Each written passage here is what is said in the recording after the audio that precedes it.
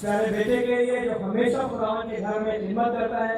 ये मैं इसीलिए खिदमत का बता दो कि जो खुदावन की खिदमत करते हैं ना, खुदावन कंटिन्यूसली उनकी जिंदगी में मौजूद करता है, ना कि सिर्फ आज मौजूद हो और फिर 1 साल के बाद मौजूद हो। जब हम खुदावन की खिदमत करते हैं तो वो कंटिन्यूसली हमारी जिंदगी में मौजूद करता है। इनकी मामा लास्ट फ्राइडे आई थी और काफी बुरी तरह से कफ लगी हुई थी।